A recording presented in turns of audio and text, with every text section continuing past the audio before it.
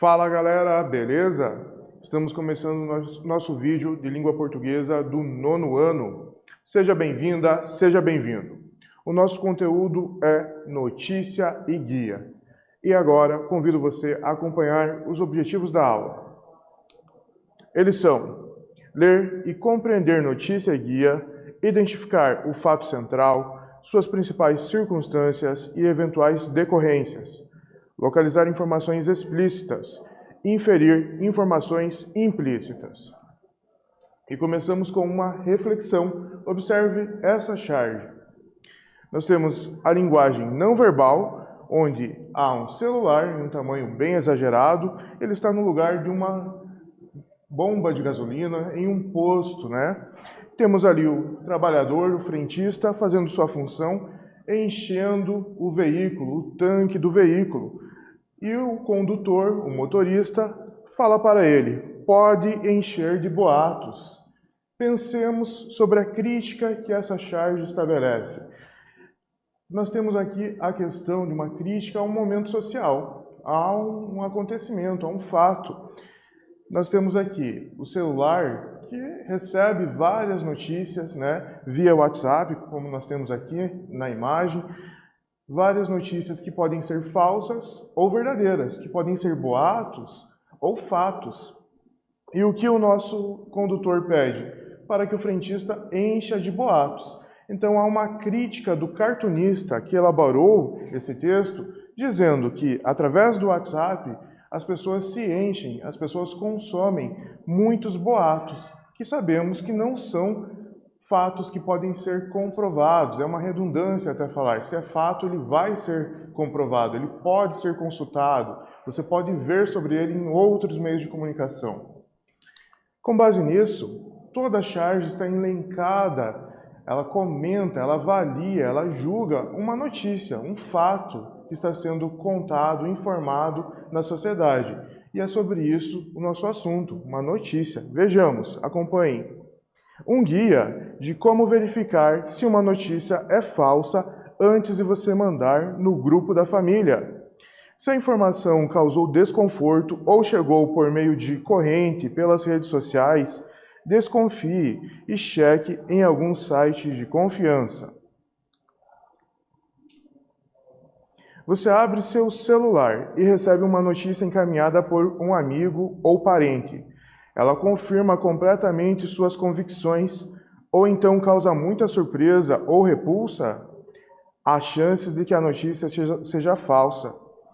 A disseminação de notícias falsas com o objetivo de manipular a opinião pública preocupa ainda mais com a proximidade das eleições brasileiras. Dá um pouco de trabalho checar se a notícia recebida é verdadeira ou falsa, mas vale a pena fazer isso e incorporar alguns desses passos a seu dia a dia e ao consumo de notícias. Não contribua para a disseminação de notícias falsas. Tenha certeza de que é uma informação verdadeira antes de compartilhá-la. A seguir, um guia de como identificar notícias falsas e algumas respostas sobre esse fenômeno. Quando receber uma notícia, tome algumas precauções e reflita. 1. Pare e pense. Não acredite na notícia ou compartilhe o texto de imediato. 2. Ela lhe causou uma reação emocional muito grande? Desconfie. Notícias inventadas são feitas para causar, em alguns casos, grande surpresa ou repulsa. 3. A notícia simplesmente confirma alguma convicção sua? Também é uma técnica da notícia inventada. Não quer dizer que seja verdadeira. Desenvolva o hábito de desconfiar e pesquisar. 4. A notícia está pedindo para você acreditar nela? Ou, por outro lado, ela está mostrando por que acreditar? Quando a notícia é verdadeira, é mais provável que ela cite fontes, dê links ou cite documentos oficiais e seja transparente quanto ao seu processo de apuração. 5. Produzir uma reportagem assim que eventos acontecem toma tempo e exige profissionais qualificados. Desconfie de notícias no calor do momento. Guia. Guia de como identificar notícias falsas antes de mandar para o grupo da família, de família. Leia a notícia inteira, não apenas o título. Investigue a fonte. Se for uma corrente sem autoria, desconfie e, de preferência, não compartilhe. Se houver nome de autor ou veículo, pesquise em um buscador como o Google ou Bing. Digite o título em um buscador. Se for verdadeira, é provável que outros veículos de imprensa estejam reproduzindo. Se for falsa, pode ser que veículos de checagem já tenham identificado o boato. Pesquise também os fatos e números citados. Verifique o contexto, como a data de publicação. Divulgar uma notícia bem antiga também é um tipo de desinformação. Pergunte para quem te mandou a notícia de quem recebeu e se conseguiu verificar a informação. Investigue a imagem em um buscador. Se recebeu uma foto, salve-a em seu computador e carregue-a em imagens.google.com ou em outro buscador. Verifique em que outros sites ela foi publicada, pode dar pistas de sua veracidade. Desconfie dos áudios. Tente resumir o áudio e buscar por suas palavras-chave no Google. Encerramos a leitura da notícia e do guia que a acompanha. Você percebeu aí que há um assunto nesses dois textos. Vejamos aqui esse Pensando Juntos. A ideia central da notícia é informar sobre: letra A, um guia para identificar notícias falsas. B, as notícias falsas compartilhadas no grupo da família. C, as consequências de notícias falsas. Então, o assunto da notícia, que foi o primeiro texto que lemos e na sequência o guia. Qual é o assunto? Qual é o fato, a temática que ela aborda? Se você pensou aí na letra A, é a resposta correta. A notícia que lemos, ela trata de uma informação a respeito de um guia, que esse guia identifica, ajuda a identificar notícias falsas. Agora vejamos a atividade número 1, é sobre a questão do tempo verbal que é utilizada na predominância das orações dessa notícia. Acompanhe. Um guia de como verificar se uma notícia é falsa antes de você mandar no grupo da família. Você abre seu celular e recebe uma notícia encaminhada por um amigo ou parente. Ela confirma completamente suas convicções ou então causa muita surpresa ou repulsa. Há chances de que a notícia seja falsa. Verifique, os verbos estão em destaque, eles estão sublinhados. Letra A. Qual tempo e modo verbal é utilizado no título e na contextualização da notícia? Que efeito esse tempo produz? Responda.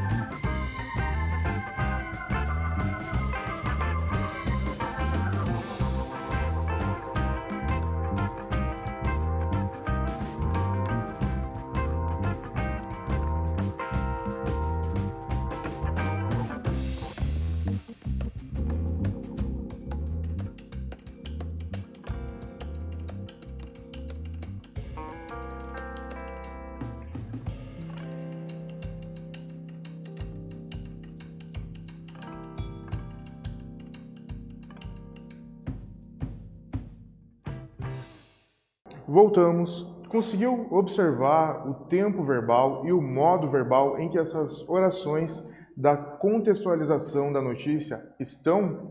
E também, qual será que é o efeito produzido por esse tempo verbal? Veja a conferência aqui da nossa resposta, a correção. O tempo utilizado é o presente do indicativo, que produz o sentido de atualidade. Isso mesmo, se voltarmos aqui, você pode observar que os verbos estão no tempo presente. Mas o guia, ele já foi lançado, tanto que nós lemos ele na sequência. E por que os verbos, então, não estão no passado? Justamente para dar o efeito que nós anotamos ali na correção, um efeito de atualidade, de contemporâneo, de recente. Mesmo o guia já estando pronto, você já leu o guia, esse tempo verbal passa a ideia de atual. É uma característica da notícia, trazer a predominância dos verbos no presente do indicativo.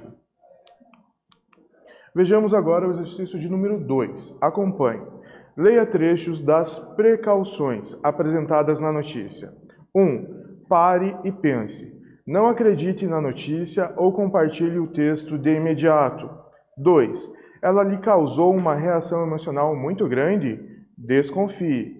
A. Quais as ações são mais importantes para evitar a disseminação de notícias falsas? B. Que sinal deve levar à suspeita?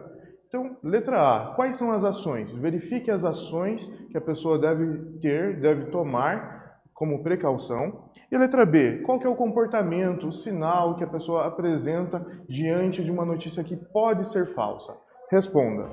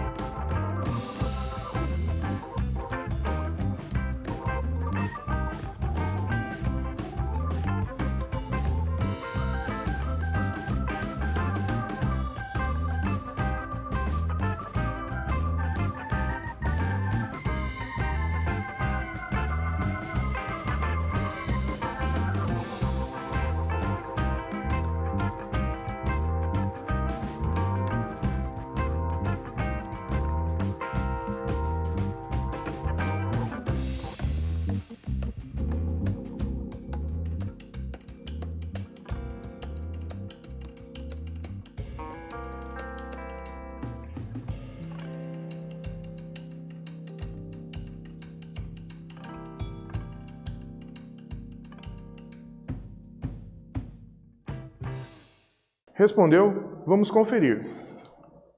As ações são parar, pensar, não acreditar ou desconfiar e não compartilhar. Letra B. O sinal que leva à suspeita de se tratar de uma notícia falsa é a reação emocional muito grande. Isso mesmo, é o que temos aqui no trecho das precauções. As ações, você pode perceber, parar, pensar, não acreditar, que é desconfiar, compartilhar, não compartilhar de imediato. E no número 2, nessa precaução 2, nós temos justamente a questão emocional que a letra B pergunta, questiona. Se a questão que você recebeu uma notícia e você ficou muito nervoso ou muito contente acerca dessa notícia, sobre essa notícia, lhe causou tanto uma reação boa quanto uma reação ruim, você deve desconfiar, pois você está aderindo a essa notícia ou rejeitando ela de uma forma muito intensa. Então, é um indicativo, sim, de que ela pode ser falsa. Vejamos agora esse Pensando Juntos. Leia trecho das precauções e do guia. Número 1. Pare e pense, não acredite na notícia ou compartilhe o texto de imediato. O guia. Leia a notícia inteira, não apenas o título. Investigue a fonte. Se for uma corrente sem autoria, desconfie e, de preferência, não compartilhe. Pergunta.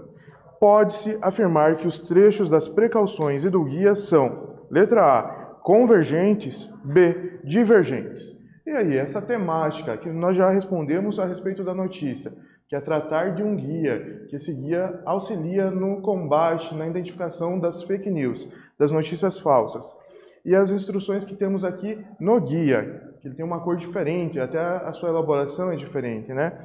Os temas são convergentes ou divergentes. Se você pensou em convergentes, sim, a resposta correta. Eles tratam do mesmo assunto, eles têm a mesma visão, que é informar, trazer orientações de como você deve se comportar diante das notícias, para identificá-las, se são verdadeiras ou não. Atividade de número 3. Vejamos, são sobre os mesmos trechos que acabamos de ler. Então releia você e responda. Letra A. Qual modo verbal tem predominância nesses trechos? Que efeito esse modo produz? Responda.